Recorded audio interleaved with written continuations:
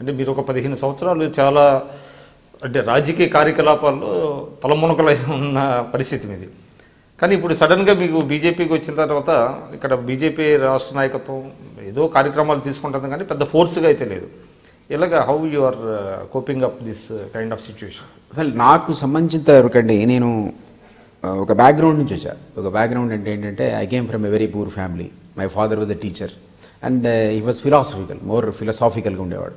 So మాకోటి చెప్పాడు ఆయన చిన్నప్పుడు. ఏం చెప్పాడంటే, వనజబుండు నిన్నొసట రాసిన సొమ్ము కొంచెము ఘనంబో కడు మరుభూమికైనను చేరు కడు దైన్యం వాను ధనాఢ్యులేందని మాకు రక్తంలో ఎక్కించాడు.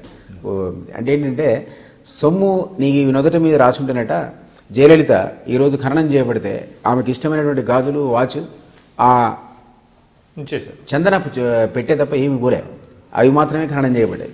మరి ఆమె గురించి ఎన్ని విన్నాం, వేలాది కోట్ల రూపాయలు అన్నారు. అవన్నీ ఎక్కడ పోయినామో తెలియదు. ఆ మరుభూమికి చేరినవి మాత్రం ఆ చంద్రపు పెట్టే ఈ గాజు ఈ వాచే. సో అట్లా మా ఫాదర్ చెప్పాడు, డబ్బులు నీ నుదుటి మీద రాసుంటే నీ మరుభూమికైనా వస్తాయి. అంటే బహుశా నాకు 100 రూపాయలు డ్యూ ఉంటే ఆ డబ్బాలో వేసి అందులో నన్ను ఖననం చేస్తారేమో, అంతమించి మీరు నేను కానీ ఎవరు కానీ ఎక్స్పెక్ట్ చేయలేదు. అట్టి ఆ ఫిలాసఫీలో నేను పైకి వచ్చిన వాడిని. So I don't believe that a పర్సన్కు పవర్ ఉంది కాబట్టి నమస్కారం పెట్టాలని కానీ, నా జీవితంలో నేను ఎవరిని డబ్బులు చూసి కానీ, లేదా అధికారం ఉండి ముఖ్యమంత్రిని కానీ, లేదా కేసీఆర్ కేంద్ర మంత్రిని కానీ ఎవరి మీకు సాష్టాంగ నమస్కారం చేయలేదు. మాధురెడ్డి కూడా నన్ను ఒక ఆప్త మిత్రుడిగా చూశాడు. నేను ఆయనకు నిజంగా కూడా హానెస్ట్ సేవలు అందించా. కేసీఆర్ కూడా నన్ను నమ్మాడు. ఆయనకు నేను హానెస్ట్ సర్వీస్ చేశాను. ఆయన ఏం చెప్తా చేసి ఉండొచ్చు, బట్ నాకున్నటువంటి ఆ మేధస్సు అంతా వాడి ఆయన సక్సెస్ఫుల్ కావడానికి ఆ రోజుల్లో కేంద్రం ఆయన ఎంత తెలంగాణలో బిజీ ఉన్నా లేబర్ శాఖలో ఆయనకు ఒక మచ్చ రాకుండా నేను I did my best. So ఆ సైకాలజీతో ఫిలాసఫీతో ఉన్నామని కాబట్టి ఒక పదవి నాకుంటే నేను ప్రజాసేవ వెలుగుతానని కానీ, ఒక పార్టీ నన్ను గౌరవిస్తే ప్రజాసేవ వెళ్తాను నేను నమ్మను. ఖచ్చితంగా నేను చేసే సేవ అనేది ప్రజల కోసం ఉండాలనుకుంటా. అల్టిమేట్గా ప్రజలకు మిగిలేది మన పేరే తప్ప మనం సంపాదించిన ఆస్తులు కానీ ఇంకోటి కానీ ఏది మిగలదు. కాబట్టి ఆ కాన్సెప్ట్తో నేను తెలంగాణ ఉద్యమంలో గతంలో పార్టిసిపేట్ చేశా 69-71లో. ఇప్పుడు మళ్ళీ 10 years నా వైఫ్ వద్దంటే కూడా నేను రిజైన్ చేసి తెలంగాణ ఉద్యమంలో దూకా. ఆయన నాకు ఎమ్మెల్యే టికెట్ ఇవ్వకపోయినా నేను బాధపడలేదు. మీరు అన్నట్టు ఆయన ఎంపీ టికెట్ ఇవ్వలేదని మీకు కోపం వచ్చి, మంత్రి ఇవ్వలేదని కోపం వచ్చి, అవన్నీ వాస్తవాలు. ఆయన నన్ను గౌరవించాడు. నేను 2 సార్లు ఎమ్మెల్సీ అయ్యా. దాని ద్వారా విపరీతమైన పోరాటం చేశా. ఆ ఉభయ సభల్లో, అంటే దాన్ని ఏమంటారు, మన శాసన మండలి 2 సార్లు శాసన మండలిలో నన్ను చాలామంది అప్రిషియేట్ చేశారు నా పోరాట తత్వానికి కానీ, నా స్పీచెస్ విని కూడా. So I thought I have done my bit of contribution for movement. Telangana liberation స్ట్రగుల్లో అగ్రభాగం ఉన్నాం. ఇప్పుడు కూడా మేము కాంప్రమైజ్ ఇంట్లో పడుకోలేదు. కాబట్టి అది ఒక సాటిస్ఫాక్షన్. అంత మాత్రం చేత ఈరోజు తెలంగాణ గవర్నమెంట్ ఏదో నన్ను గౌరవించలేదనో, లేకపోతే బీజేపీ ఈరోజు నాకు పెద్ద పదవి ఇంకేదో ఇవ్వలేదనో నేను ఫీల్ అయ్యేవాడిని కాదు. నేను ప్రజా జీవితంలో కొనసాగుతా. నాకున్నటువంటి బ్యాలెన్స్ ఎనర్జీ ఏదైనా ఉంటే దాన్ని కూడా రాబోయే రోజుల్లో తెలంగాణ ప్రజల కోసం అంకితం చేస్తా. మళ్ళీ నేను నిజాం కాలేజీలో 11th నాడు ఒక జాబ్ మేళా కూడా కండక్ట్ చేస్తున్నా. 2 years దాని మీద స్టడీ చేసి 50 ప్రముఖ కంపెనీలు తీసుకొస్తున్నా హైదరాబాద్కి. దత్తాత్రేయ గారు ఇనాగ్రేట్ చేస్తున్నాడు. యువకులకు నిరుద్యోగులకు. అంటే ఇక్కడ ఒక క్వశ్చన్, అంటే బీజేపీలో ఉండేటువంటి చాలామంది సీనియర్లని పక్కన పెట్టి మీకు పదవి వచ్చింది అంటే కొత్తగా మీరు జాయిన్ అయినప్పటికీ బీజేపీలో అనేటువంటిది బయట వినపడుతుంది. అవును. అంటే కారణం ఏమంటారు? అదే చెప్తున్నా మీకు. ఇది ఆ శాఖ నేను పనిచేశాను 3 years. తెలంగాణ ఉద్యమంలో కేసీఆర్ బిజీగా ఉన్నప్పుడు అన్నీ నేనే నడిపా ఆ శాఖను 3 years. సో అది దత్తాత్రేయ గారికి తెలుసు. ఆయన ఉద్యమ క్రమంలో నాతో చాలా సందర్భాల్లో రౌండ్ టేబుల్ కాన్ఫరెన్స్లో పార్టిసిపేట్ అయ్యాడు. నన్ను కూడా పిలిచాడు మీటింగ్స్కి, నా మీటింగ్స్కి వచ్చాడు. So he has a special నా మీద ఒక దృష్టి. పిఎస్గా రమ్మన్నారు అనేది నేను పోలేను కదా, ఎమ్మెల్సీ ఉన్నా కదా అప్పుడు. పిఎస్ ఎట్లా పోతే ఇక్కడ ఎమ్మెల్సీకి నాకు టర్మ్ కొనసాగుతుంది. అప్పుడు ఆయన మంత్రి అయినప్పుడు ఇంకా 6 months నాకు ఇక్కడ ఎమ్మెల్సీ ఉంది. సో ఆయన పిఎస్కి నన్ను తీసుకోలేడు. అంటే పిఎస్గా ఎమ్మెల్సీ చేసి పోలేము కూడా. ఆయన అడిగాడు. ఆయన అడగడం అంటే మామూలుగా can you come to on deputation అడిగారు. So it was not possible also. ఎందుకంటే ఆల్రెడీ నేను ఇక్కడ ఎమ్మెల్సీ ఇక్కడ నేను రిజైన్ చేయాలి. ఎమ్మెల్సీకి రిజైన్ చేసి మళ్ళీ సేమ్ ఓల్డ్ పోస్ట్కి పోవాలి.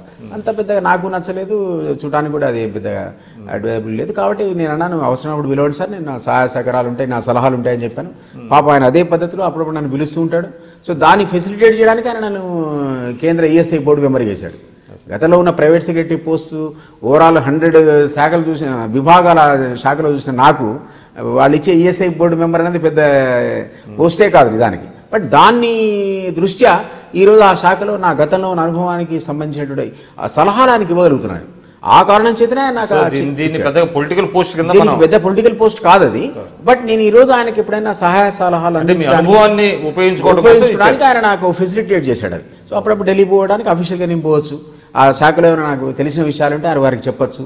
ఆయన ఎంతో సీనియర్ మ్యాన్, తలపడినటువంటి నేత అయినా సమ్ టైమ్స్ మనకున్న వర్కింగ్ ఎక్స్పీరియన్స్తో అవకాశం ఉంటుంది సలహా ఇవ్వడానికి. అది వాళ్ళు పాటించరో వేరే విషయం. సో అంతమందుకు ఆయన ఫెసిలిటేట్ చేశాడు నాకు ఆ పదవితో. అది it's not a big chairman post లాంటిది కాదు, ఓన్లీ మెంబర్ నేను. ఆల్ ఓవర్ ఇండియాలో ఈఎస్ఐ బోర్డుకి, ట్రస్ట్ బోర్డులో ఒక సభ్యుడిని నేను. సో దాన్ని నేను డెఫినెట్గా యూజ్ చేసుకుంటున్నా అవకాశాన్ని. అప్పుడప్పుడు ఢిల్లీ వెళ్ళడానికి, కార్మిక రంగానికి, అసంఘటిత కార్మికులకు ఏదైనా ఇతోధిక సేవ చేయడానికి ఆ పోస్ట్ ఇచ్చిన పోస్టునే వాడుకుంటా. కాబట్టి పెద్దగా పార్టీలో ఆయన ఏదో మెంబర్ చేశారని బాధపడే నేను అనుకోను, ఎందుకంటే అందులో అట్లాంటివి 500 మెంబర్షిప్లు ఉన్నాయి. సో మీరు అన్న ప్రకారంగా ఆ లిస్ట్ వేసుకుంటూ వస్తే కనీసం 499వ స్థానంలో అయినా ఉంటాగా నేను. What is the future of Telangana అండి?